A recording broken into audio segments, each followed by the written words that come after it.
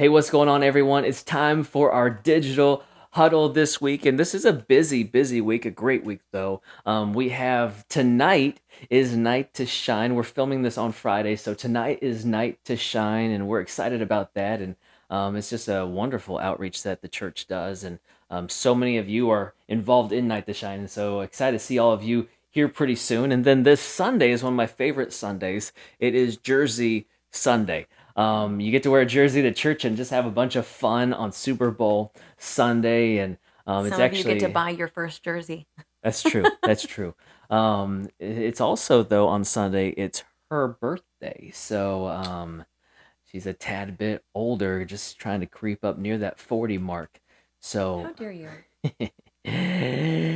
anyways, so Uh-huh. today we are continuing the many, many lessons from my life, and I've really enjoyed doing this. It's just taking these little bite-sized pieces. If you're new to this, bite-sized pieces of these lessons from my life, from the past, some of them from church, some of them from the business world.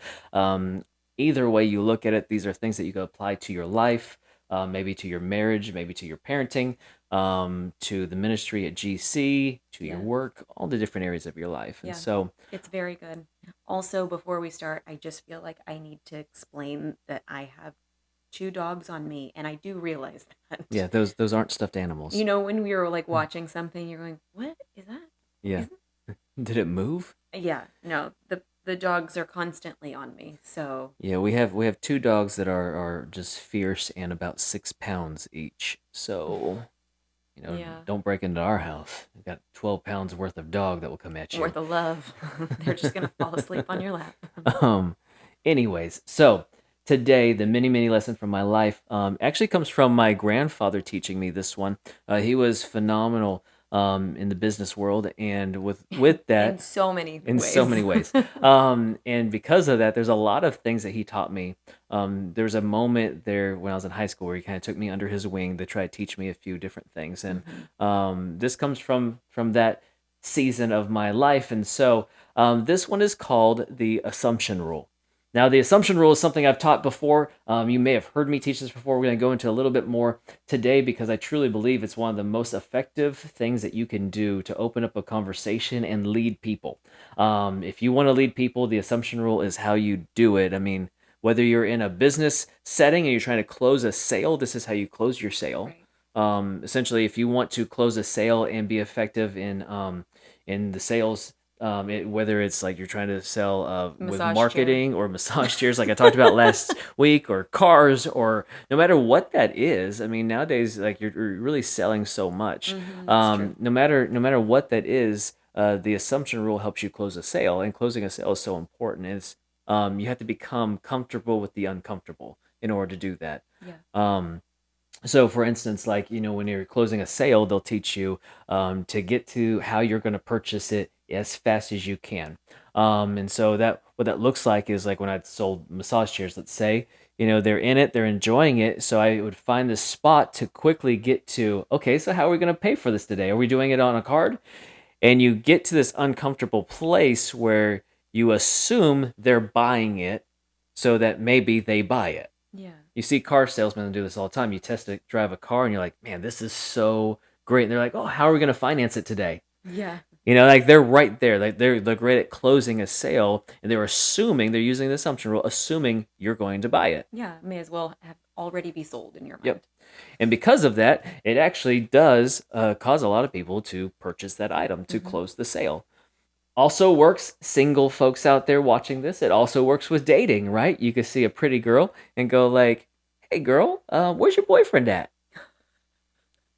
Assuming she has one, and then she has to respond to me. Hmm. Doesn't work? Seems like it would work. I got I just her, feel so. extremely uncomfortable right now. I mean, we could talk about all the Christian, dating lines. I mean, like, hey, Kristen, I was reading the book of Numbers and I realized it didn't have yours. Oh my god. Can I get it? Move Or on. hey, Kristen, do you know why Solomon had 700 wives? Why? Because he never met someone like you. Why did I even ask? Like, that's why did I even ask? Hey, Kristen, I'm no Joseph. Can you help me interpret these dreams I'm having about you? Oh my god. We did this. We've already recorded this once, and I didn't even hear that one. Oh, we could do this all day long. Anyways, so the We already assumption have. rule, the assumption rule is so great at helping you close a sale, but it's also great at helping you recruit someone to your team. It's great for inviting someone to church. It's great for opening up a conversation with someone you don't know, or maybe someone you don't know well. And so I want to encourage you to try this starting this Sunday because you're going to see how effective this is. For some of you on the team right now, you're on the team because I used the assumption rule on you. Welcome to the team. For some of you, you went through next steps for the same reason, or you got baptized because I used the assumption rule when we had this conversation. But I truly believe it can't be just me or just you or just the coach on your team. We should all be recruiting people to our teams and trying to figure out what everyone's next step is because it's not about building our team, it's about building the community and bringing people in who are lost and isolated and alone, bringing them into the family. Absolutely. And you said it can't be just you or me.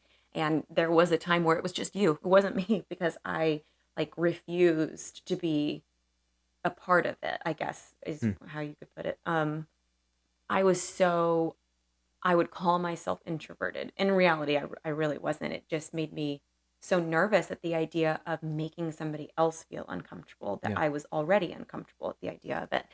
Um, and I just had to get out of my own head. I had to realize it was not about me, it was about them.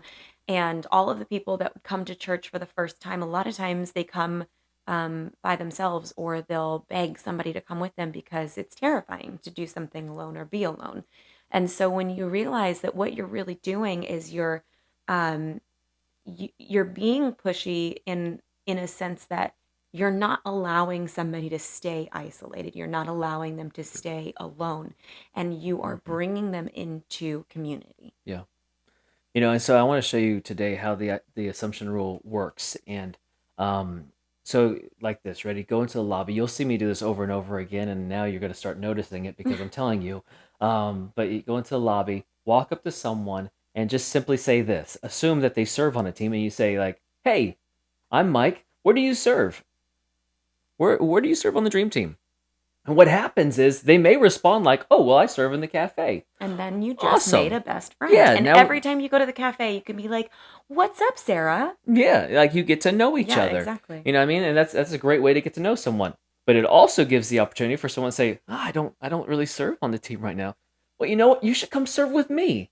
I'm on the parking team. Mm-hmm. I'm on the usher team. Mm-hmm. Like, come serve with me. Like, we'll have a good time. And then you brought someone along, not because of the task that needed to get done, Right. because of the community that needed to be made. That's right. You know what I mean? And so, like, that's what it's all about. Like, bring someone along. Like, you need to bring someone along with you to bring them into the community. You can also do it like this, right? Hey, when did you go through next steps? Oh, you didn't go through the next steps? Next week we have next steps. You should go through it. I'll go in there with you. Like, let's just do it together. Yeah. Like now all of a sudden you're building community with someone Yeah. again. And you know what? Don't even worry about if somebody turns around and goes, "Well, what is next steps?" And I, I don't have all the answers. It's okay. Let me go and find somebody to help you, like, get some really great clarity on it. Yeah.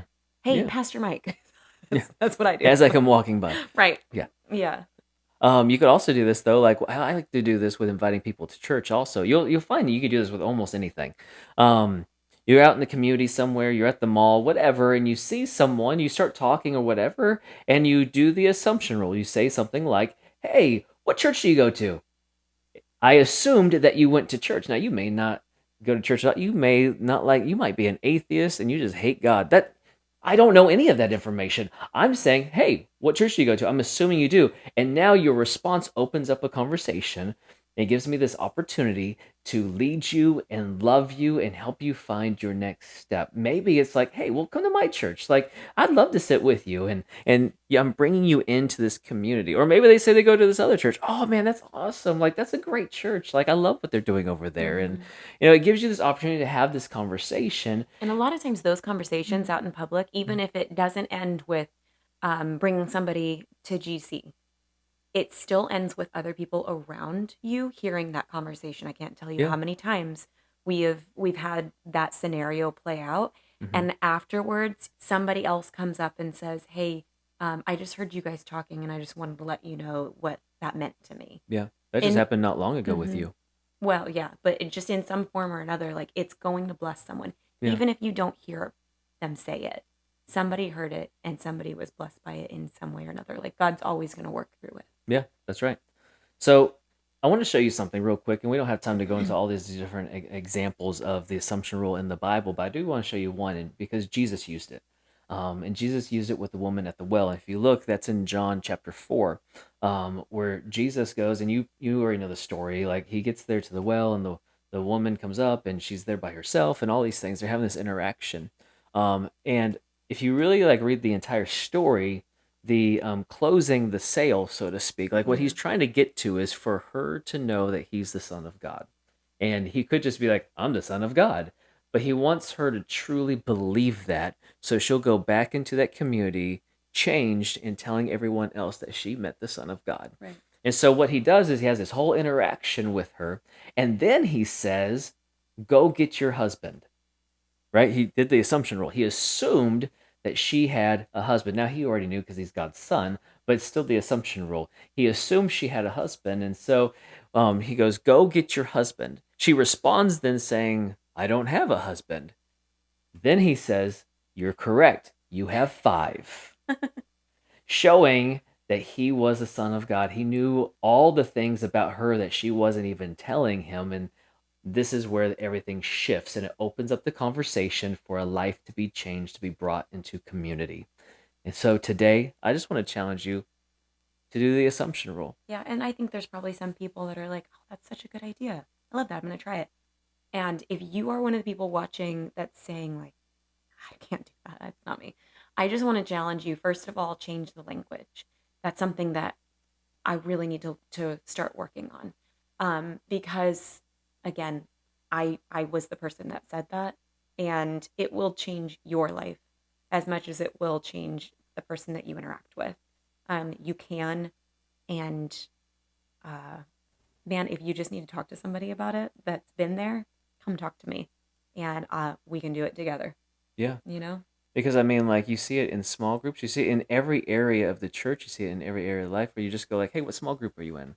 "I'm not in one." "You should come to mine." Like it's Yeah, so easy to yeah. get the person there to the invite. hmm Um, And you're gonna find yeah, community that you grow into. yeah, When you start to apply these things to your life. It's just like anything else too. The more that you do it, the more comfortable you get. And I really think that God's going to do something powerful in your life as well. yep. So the assumption rule is a mini, mini lesson from my life. I want you to start using it. It's a discipline to walk up to someone and consciously think, okay, I need to use the assumption rule, but I want you to try doing it this week. I promise it's going to change your life. hmm We'll see you guys.